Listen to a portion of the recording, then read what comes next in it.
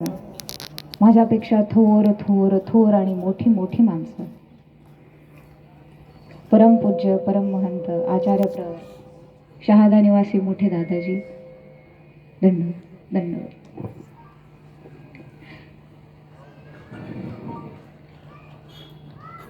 दंडवत प्रणाम सर्व सद्भक्तांना, संत महंतांना, साध्वींना, तपस्विनींना. मी दिव्या कपाटे. आज श्रीकृष्ण ज्ञान मंदिराचा 30वा वर्धापन दिन आहे. 30 वर्ष या शहादा शहरामध्ये 30 वर्ष हे मंदिर इथे उभं आहे. 30 हा आकडा आपल्या आयुष्यात फार फार महत्वाचा आहे. एकदा 30शी आली की सर्वांना भीती वाटायला लागते.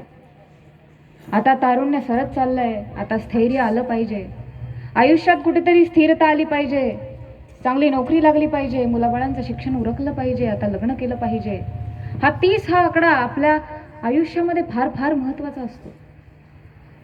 पण महानुभाव पंथाच्या मंदिरा या श्रीकृष्ण ज्ञान मंदिराच्या दृष्टीने हे स्थैर्य आहे. हा 30वा वर्धापन दिनाच्या निमित्ताने सर्व सद्भक्तांना, संत महंतांना हार्दिक हार्दिक शुभेच्छा. आणि या निमित्ताने जो 10 वर्ष खंडित झालेला हा भेटकाळ होता, ही धर्मसभा, हे धर्म चर्चा होती, ती आता पुन्हा एकदा बाबांनी सुरू केली आहे. जेव्हा आपण भेट हा शब्द उच्चारतो, व्यवहारामध्ये भेट हा शब्दाला एवढं मूल नाही, पण जर तुम्ही महानुभावीय दृष्टिकोनातून पाहाल तर भेट या शब्दाला फार फार महत्व आहे. आमच्या स्वामींनी सांगितलं, सूत्र उच्चारलं, एकमेका भेटल्या हे भेटल्याचा पाड जाय. जेव्हा मोठे बाबाजी आमच्या इथे आंबेगावला आश्रमात आले होते, तेव्हा ते म्हटले की तुम्ही भेटलाय म्हणजे मला देवच भेटला. आता आमच्यासारखी छोटी माणसं एवढ्या मोठ्या बाबांना भेटली, मग देव भेटला कसं काय? उलट ते आमच्या आश्रमात आले, आम्हाला भेटले, धर्मचर्चा केली, तो आमच्यासाठी देव भेटल्यासारखा. आमच्यासारखी छोटी माणसं त्यांना भेटली, मग काय देव भेटला? पण जिथे आमच्या स्वामींनीच आम्हाला सांगितलं की जेव्हा तुम्ही एकमेकांना भेटता, धर्मचर्चा होते, वस्त्रांचा पालट होता, वस्त्रदान झालं, वस्त्रांचा पालट होतो, देवाचं नाम घोष होतं, शास्त्र चर्चा होते, तिथे देव भेटला जातो. त्यामुळे अशा मोठ्या मोठ्या धर्मसभांमधून मोठ्या मोठ्या संतांना भेटल्यावर या आचार्यगणांच्या पायाची धूळ जरी तुम्हाला मिळाली ना, कारण संत चरण लागता सहज वासनेचे बीज जळून जाय, जसं तुकाराम बाबा म्हणाले होते. आता ते अन्य संप्रदायाचे संत आहेत, पण त्यांना पण हा संत महिमा माहिती की त्या चरणांची धूळ जरी तुम्हाला मिळाली तरी तुमच्या मनातलं जे वासनेचं जे बीज आहे, जे अज्ञानाचं बीज आहे, जे अन्यथा ज्ञानाचं बीज आहे, ते जळून जायला सुरुवात होते. या संतांचा महिमा इतका थोर आहे. व त्यांची भेट घेतल्याने, त्यांच्या चरणाच्या धुळीने जर एवढं होत असेल तर त्यांची भेट घेतल्याने काय होईल, त्यांची सेवा केल्याने काय होईल? आपण पाहतो ही सगळी सेवा या सद्भक्तांनी केलेली आहे. व त्यांचं हे ईश्वर, आज त्यांनी अधिकरणाची सेवा केली, उद्या त्यांना ईश्वराची सेवा घडेल. जसं पापाने पाप वाढत जातं, तसं पुण्याने पुण्याच्या राशी वाढत जातात. आमच्या स्वामींनी सांगितलं, जसे तुम्हाला हे ओटे गोटे नमस्करणीय आहेत, हे विशेष ही स्थान नमस्करणीय, त्याच्यापेक्षा चेतन पदार्थ जास्त नमस्करणीय आहे. त्यामुळे भटोबासांना शिक्षा पण करताना सांगतात की आमचे इथले ओटे गोटे सुद्धा तुम्हाला पवित्र आहे, मग एवढा चेतन साधन ती देमती कशी बरं ओलांडून आला, तिला का भेट द्यायला तुम्ही गेला नाही? जडापेक्षा चेतन साधन थोर सांगितलं.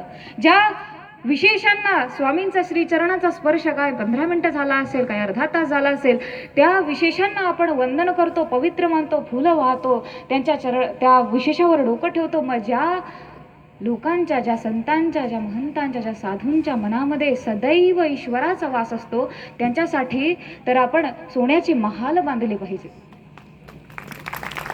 अशा या संतांच्या भेटीसाठी, म्हणून हा ईश्वराच्या भेटीचा हा सोहळा, हा संतांच्या भेटीचा हा सोहळा, यांची भेट घ्यावी, आपले आयुष्य उद्धरून जाईल एवढं त्यांच्याकडे आहे.